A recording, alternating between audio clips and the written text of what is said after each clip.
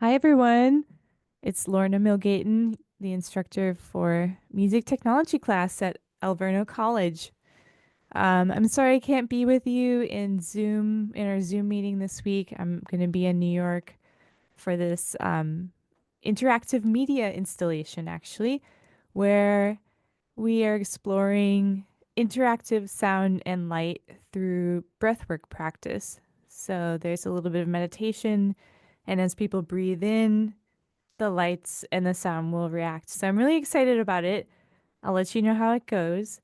But I wanted to get us all going on some new learning for this week.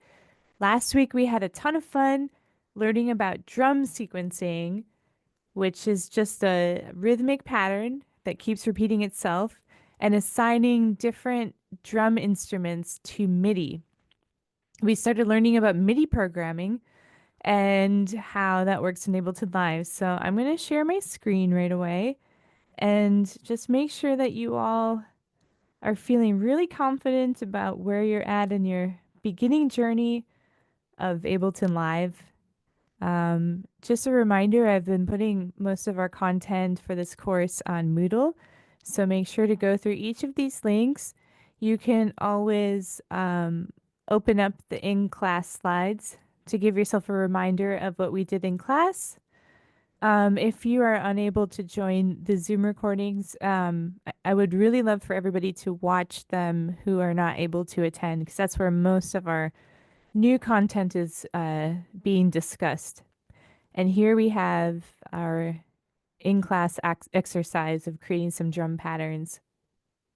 Now, some of you are musicians and some of you are just becoming musicians. So we're all going to be at different places in our musical theory knowledge and background.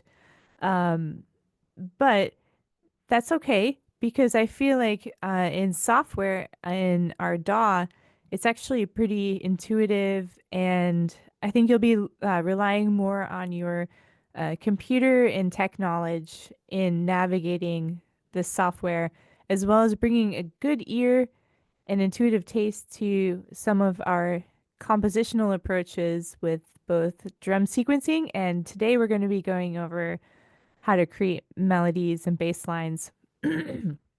But just to review from last week, here we have Ableton Live, Ableton Live 12. It's going to look a little bit different for you because you have intro, and this is the suite version.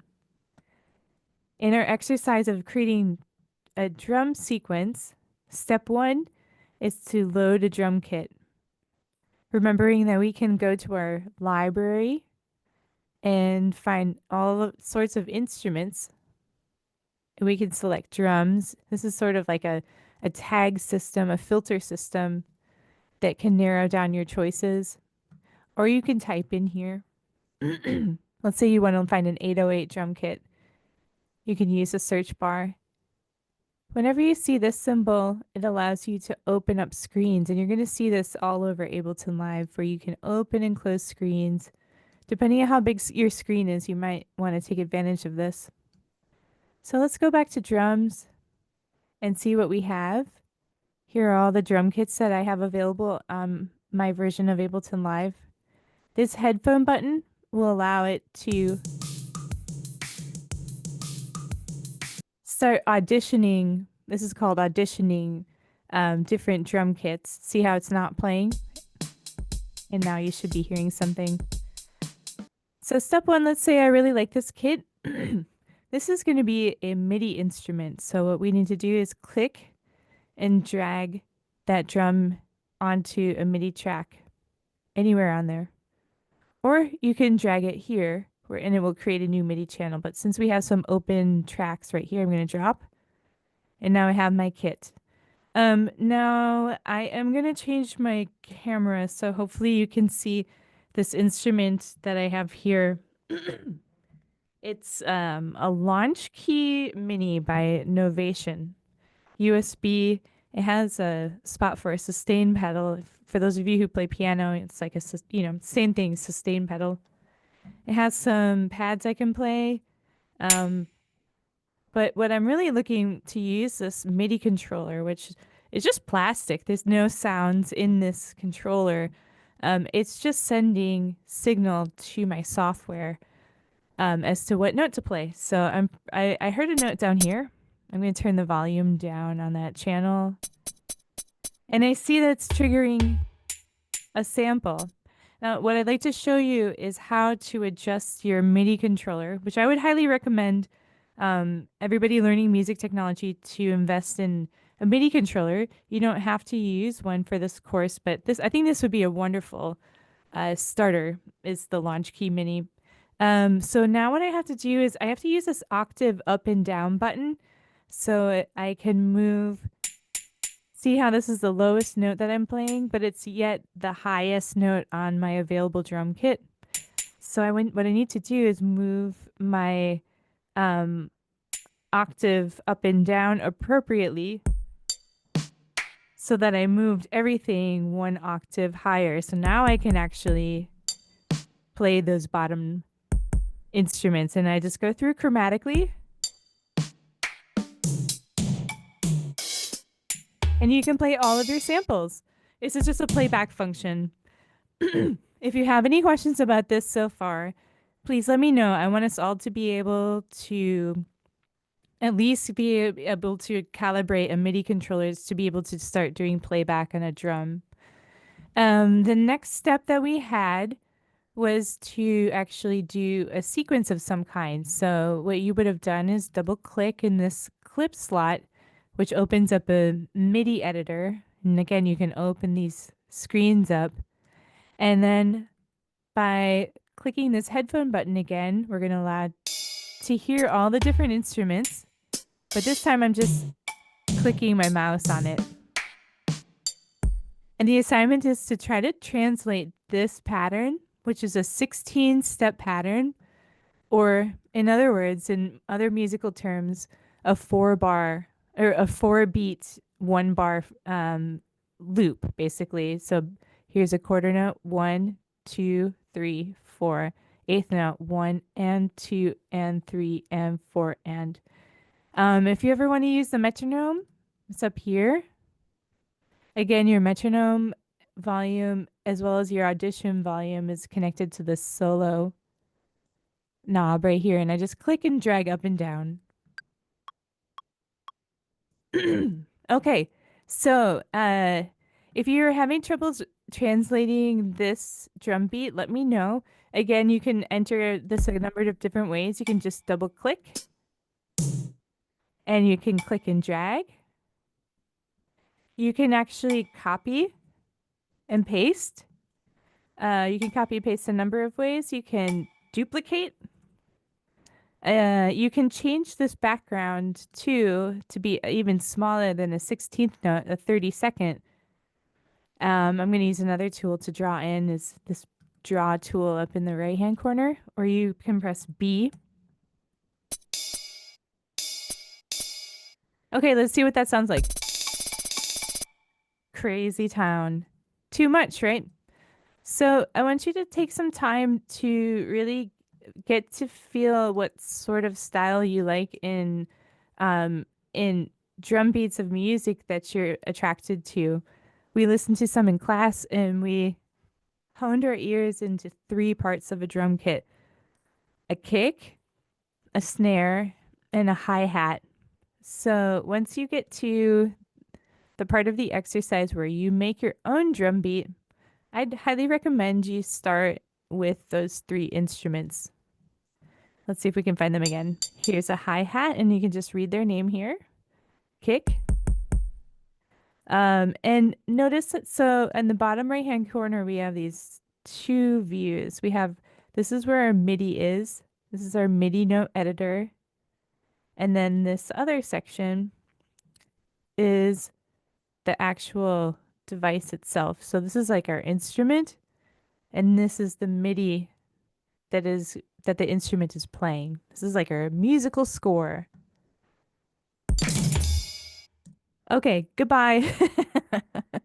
So in addition to what we learned last week in drum programming, I did want to show you another tool for creating and generating beats. We did talk about playing live. And I challenged the class to see if they could try to record a drum beat playing live. Let's swap this instrument for a different instrument because I'm getting tired of it. You can swap instruments by using this hot swap button. Notice that this like info view is in the bottom left hand corner. If you don't see that on your screen, you can press the question mark on your computer and it will open it. I would highly recommend beginners to use this. Anything you hover over it will tell you what it is. So we're going to use the hot swap button and pick a different drum kit. Put on my audition headphones.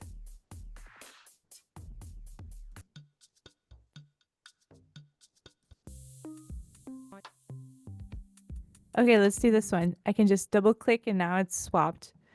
Going back to my keyboard, let's make sure I have it still calibrated. I really like these sounds. And I'm just playing around. I'm seeing what instruments are popping out.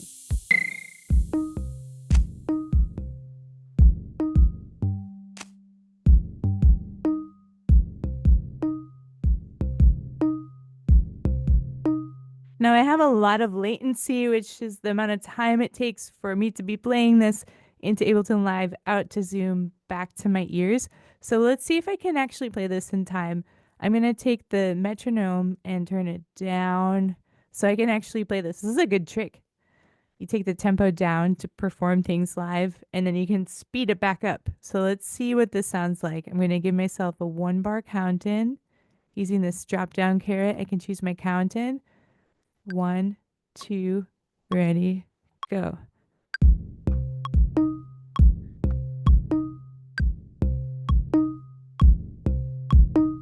Okay, I'm done. I don't have to freak out.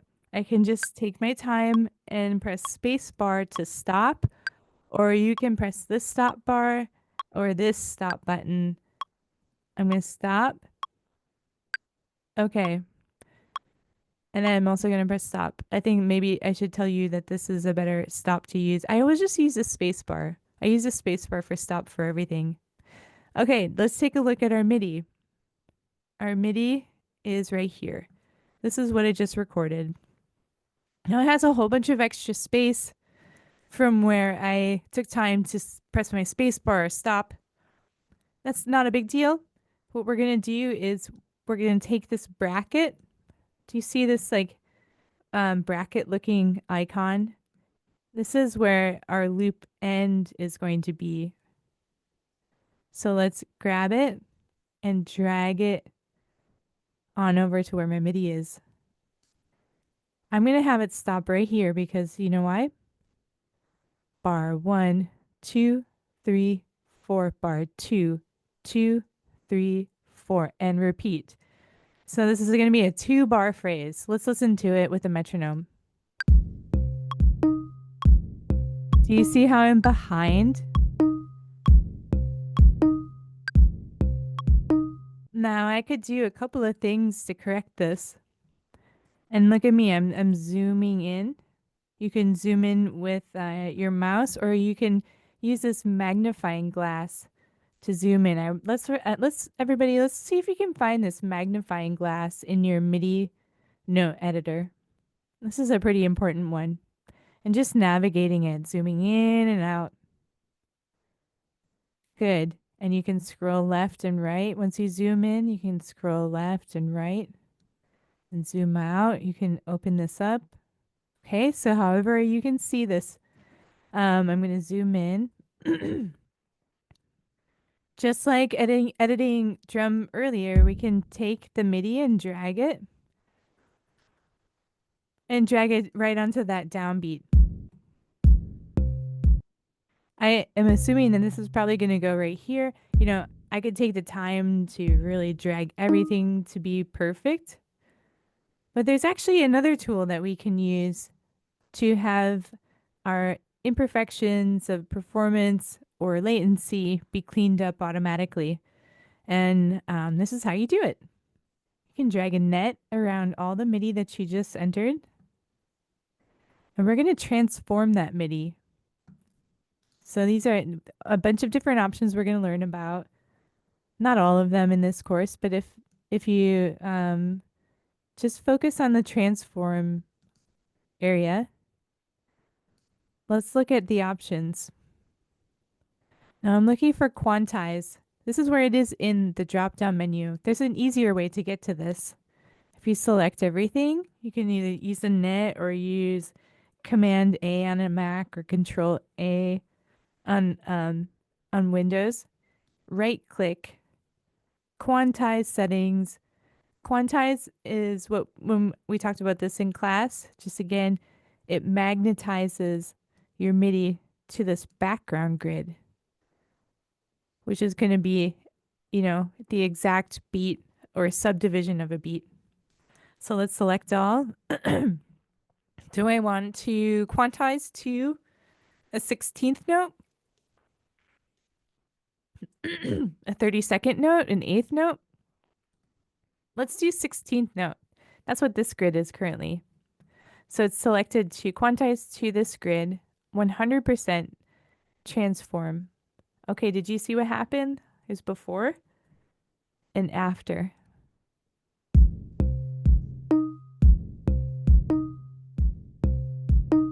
Now this one, it took me in the other direction. Let's see what happened before.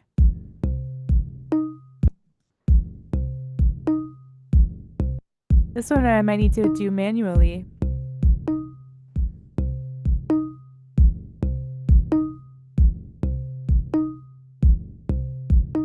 Okay, let's select all, transform.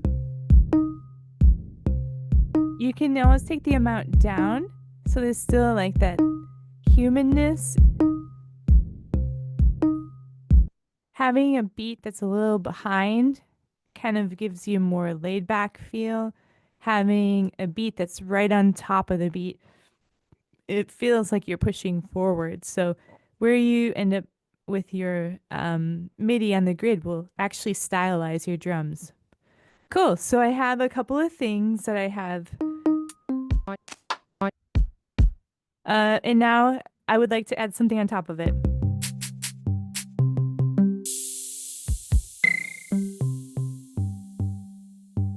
Let's just keep playing with these interesting tonal percussion things. So I'm just going to play.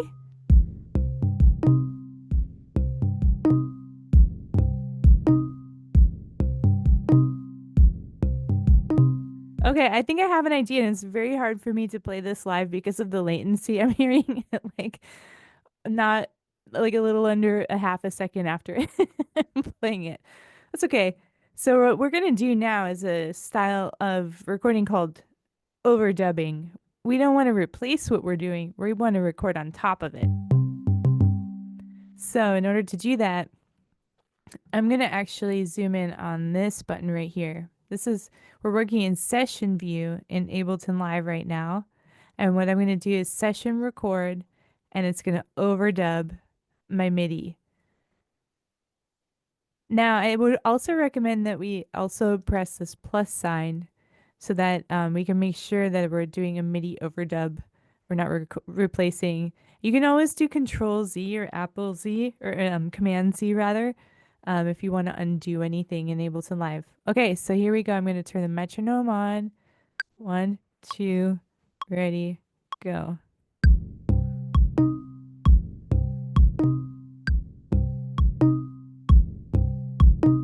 Okay, I let go. And you see how it's looping? Now I can casually get out of the overdub mode.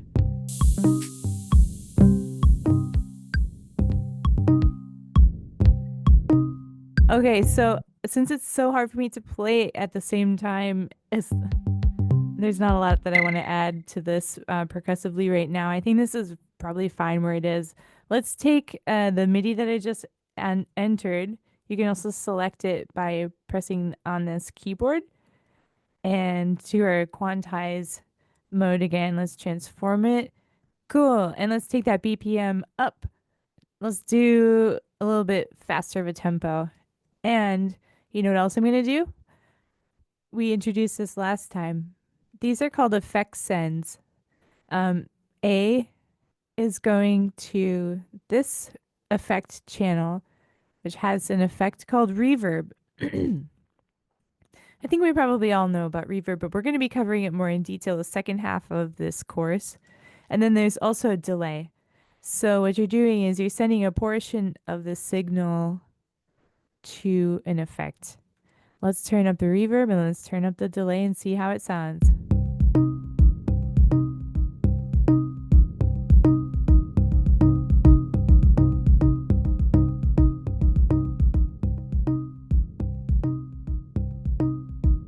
Okay, I'm going to keep that going, and I'm going to find another instrument to add.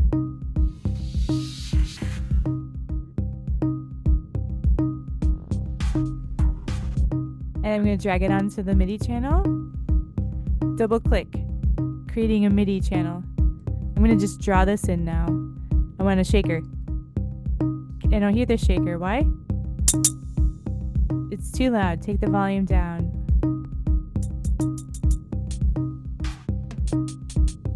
Okay, MIDI draw. You can click and drag. Let's delete these. Oh, here we go. Let's add some delay. Reverb. You see how that's all the same? Try playing around with the velocity changes. Did you see this section down here? This is velocity. This is how strong each of these notes are being played. Like, if this was a piano, how hard would I be playing? So what strength is being given? Cool. Is this making sense so far? I hope you're having fun with it. My hopes for you are that you get to explore playing live and recording MIDI. And if you don't have a MIDI controller at home, we're going to make some time in the studio, the music tech lab at Alverno College, for us to explore some of the MIDI controllers that they have on campus. But if you do get a MIDI controller, let me know which one you get and if you need help setting it up. But otherwise, have fun drawing in your MIDI and getting a drum beat started. The goal is that this might be the backbone for a new piece that you could write for our midterm, which is going to be coming up in the next month. So it's good to start thinking about this. We'll introduce that project soon, but try to find some drum beats that are calling to you, that inspire you, and make you feel like adding more things on top, which we're going to cover in the next video. So thanks for being here to recoup or to re-go over the drum and percussion MIDI course content from last week and to set you up for the next week of melody and harmony. All right, thank you.